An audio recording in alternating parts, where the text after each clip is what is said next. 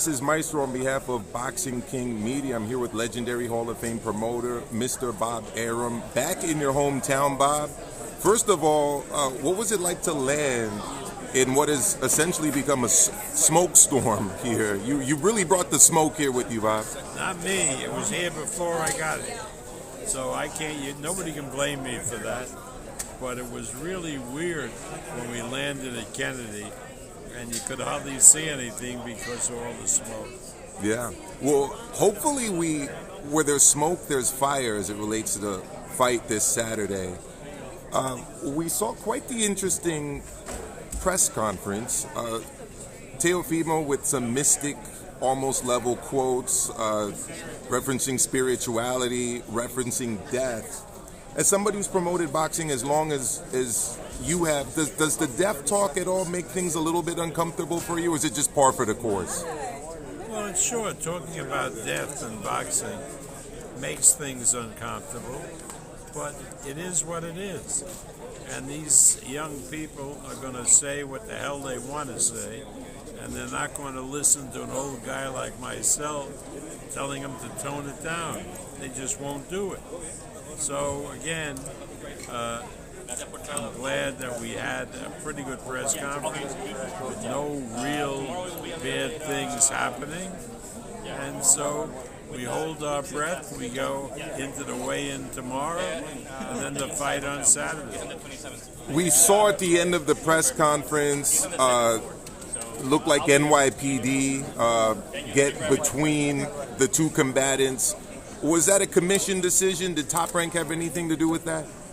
I don't really know. I know that our guys were very cognizant of the fact that this could get out of hand, and I don't know what role the commission had, but our guys weren't going to let it get out of hand, and so what they did was a very unusual face-off. I've never seen anything like it. Nor have I. Can we expect to see an actual face-off tomorrow after the weigh-in, or will it be more kind of safety first as we saw today? It's going to be safety first, because why the hell take a chance and let it get out of hand, and even if nobody gets hurt in that kind of situation, one guy is going to get fined by the commission if he acts up. And look what happened to Devin in the Lomachenko fight when he pushed Loma at the weigh-in.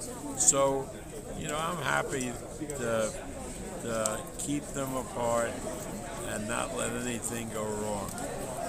That fine was reportedly $400,000. Can you confirm that was accurate? No, that isn't correct. Okay. What the commission does in Nevada is they take 10% of the purse and they hold it, and then the commission meets and they determine what the fight will be. So the way I understand it, it will be far less than the $400,000 they're holding. And once they determine the amount of the fine, they will give back the balance to Devin. I've personally seen every Teofimo Lopez Top Rank fight here in New York City. You've promoted his career pretty much from the very beginning. Were those comments about Top Rank favorite, or engaging in favoritism, has that affected the relationship in any way between Teofimo and Top Rank? We have to label nonsense for what it is. I mean, it's very offensive. It's sort of stupid. The three fighters that he mentioned happen to be African American men, but they're great fighters and great kids, and sure, we promote them. But the fact that all three happen to be African American is not by design. It's just the way it is. Yeah, I mean, you also obviously are promoting Xander Zayas, another top prospect, Richard Torres Jr. For any decent promoting, color of skin or ethnicity is really beside the point. We want to get the best fighters and showcase the best fighters, and we don't care what color they are, where they come from, as long as they perform. Lastly, Bob, last time I spoke to you and the time before that, I've asked you about Tyson Fury in the heavyweight division. I do want your input on what's happened with the skills challenge signing of Alexander Usyk. You told me before that the Saudi money was really what prevented the fight from taking place in April between Usyk and Fury, meaning that they had a lot more money on the table in Saudi. Does this skills challenge signing of Usyk increase, decrease, or really doesn't have any impact at all with regards to making this fight? Well, one never knows, but I don't believe it has any impact at all. I think by signing Usyk, I think it's a 2-fight deal. They're going to help financially with Usyk's fight in Poland this summer, and then hopefully they get Fury and Usyk, and that fight would be in Saudi. So I don't think it impacts anything.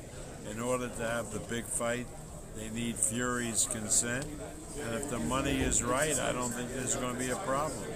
There you go. After this fight, we've got Inoue Fulton. Anything else that we should be looking at as we kind of think about the summer months with regards to top-ranked boxing? Yeah, well, we have a great summer. That Fulton and Inoue fight also has Robeisy Ramirez against the top Japanese fighter. Mm-hmm. And then we have in August a fight I can't wait to see, Navarrete and Valdez. And then finally, Beterbiev is in really tough with Callum Smith in Quebec later in the month. So we got a lot of really good fights coming up. There you go, Mr. Bob Arum. Thank you so much for your time as always, and I'm looking forward to a great fight Saturday night. Thank you. Good talking. Thank you very much.